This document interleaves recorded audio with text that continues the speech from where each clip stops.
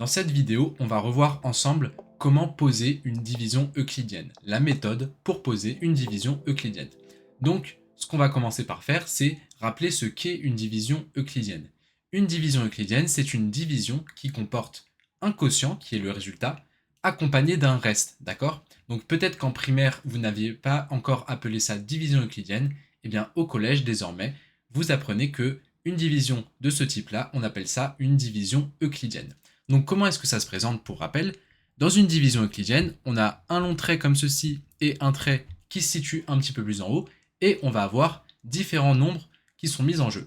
Déjà, on a le nombre A auquel on vient diviser un autre nombre B, donc là je les ai appelés par des lettres, mais vous pouvez remplacer ça par n'importe quel nombre, et il se trouve, pour avoir un petit peu de vocabulaire, que le nombre A, on va appeler ça le dividende, d'accord? Donc le dividende, c'est le nombre A qu'on place en haut à gauche. Le nombre B, qui vient du coup diviser A, bah du coup, comme son nom l'indique, on va appeler ça le diviseur, comme ceci. Ok? Ensuite, la division de A par B va nous donner un résultat qui s'appelle du coup le quotient. Ok? Alors ce quotient qui est ici, je l'ai appelé C, et il se situe juste en dessous du diviseur. C'est donc le quotient. Et il se trouve, comme j'ai expliqué, que dans une division euclidienne, eh bien, juste en dessous du dividende, il y a un nombre D ici, qu'on appelle le reste. Dans une division euclidienne, on a toujours un quotient et un reste. Le reste, il peut être nul ou non. Très généralement, il n'est pas nul. Mais voilà, il y a toujours un reste en opposition du coup avec la division décimale où très généralement, il n'y a pas de reste et on peut obtenir par contre comme quotient un nombre décimal. Maintenant, la méthode pour pouvoir procéder à une division euclidienne. Donc, on va faire un petit exemple introductif et je vais vous expliquer en même temps comment est-ce que ça fonctionne. Donc, si je décide de diviser deux nombres, par exemple, le nombre 59 divisé par le nombre 7, comme ceci. Donc là, ça signifie que mon dividende, c'est 59, et le nombre 59, je viens du coup lui diviser 7, comme ceci juste au-dessus. Donc mon diviseur, c'est le nombre 7, d'accord? La première étape, c'est de regarder combien de fois je vais pouvoir mettre le nombre 7 dans mon dividende. Combien de fois je peux mettre mon diviseur dans le dividende. Ici, le nombre 7, bah du coup, on va tâtonner un petit peu. Si je le mets 5 fois, 7 fois 5, ça fait 35. Et là, je comprends que je peux le mettre encore un petit peu plus de fois. Je peux essayer de le mettre 7 fois. 7 fois 7, ça fait 49. Je peux peut-être essayer de le mettre 8 fois.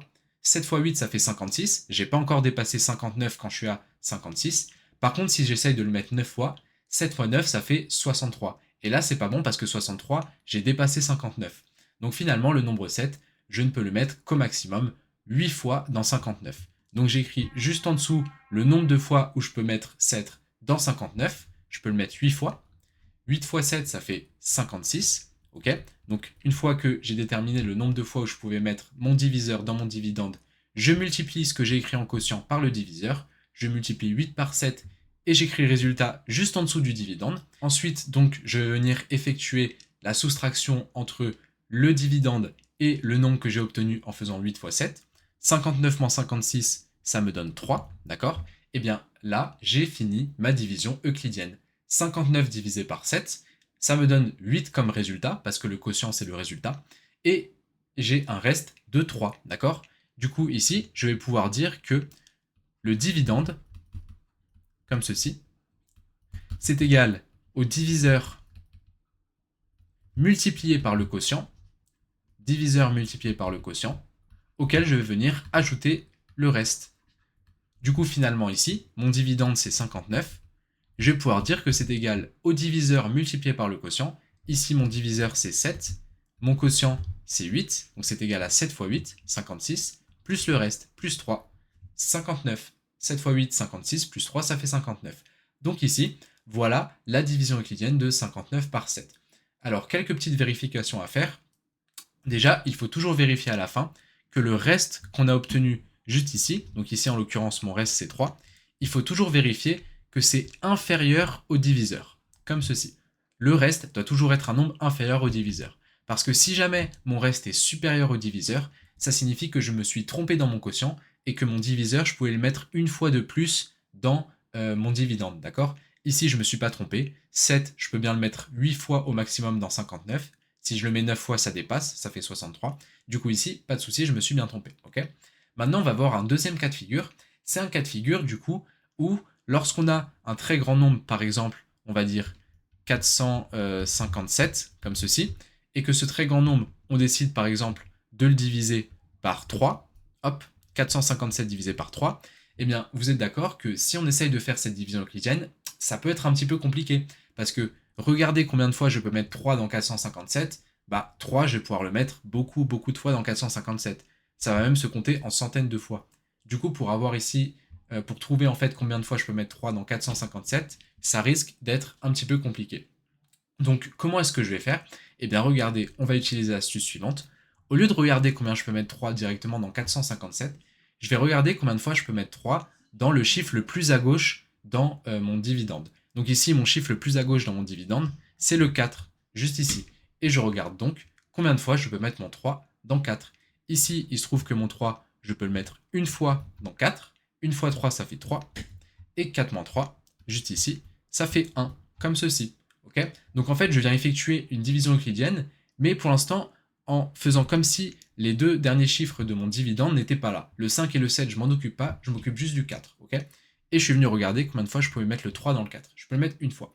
Et une fois que j'ai fait ça, eh bien, je vais venir m'occuper du 5. C'est-à-dire que je vais venir faire descendre le 5 comme ceci. Et je me retrouve ici avec 15. Et je recommence encore une fois. Combien de fois je peux mettre 3 cette fois-ci? Dans 15, dans mon nombre qui est juste ici.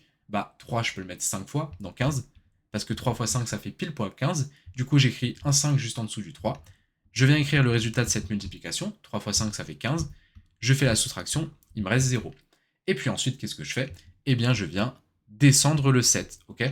Du coup, en fait, le principe, ça consiste à d'abord prendre le chiffre le plus à gauche de mon dividende, et à chaque fois, rajouter les chiffres de plus en plus à droite, jusqu'à arriver au dernier chiffre de mon dividende. Ici, le dernier chiffre, c'est 7. Du coup, j'écris mon 7. Et je viens encore une fois regarder combien de fois je peux mettre mon 3 dans 7. 3, je peux le mettre 2 fois dans 7. 2 fois 3, ça fait 6. Et 7 moins 6, eh ben, il me reste 1. Et là, j'ai fini ma division euclidienne. Vous avez vu que 3, ça signifie que je peux le mettre 152 fois dans 457, et il me reste 1. On est d'accord que deviner de tête que 3, on pouvait le mettre 152 fois dans 457, c'est un petit peu compliqué. Et bien grâce à cette méthode, vous avez vu que ça devient très simple. Okay. Et on peut donc écrire que le dividende, donc 457, c'est égal au diviseur, donc 3, multiplié par le quotient, 152, plus le reste, plus 1, comme ceci. Okay. 457 est égal à 3 fois 152 plus 1. Donc voilà ici comment est-ce qu'on doit s'y prendre, comment est-ce qu'on doit faire pour poser une division euclidienne. Donc voilà pour cette vidéo.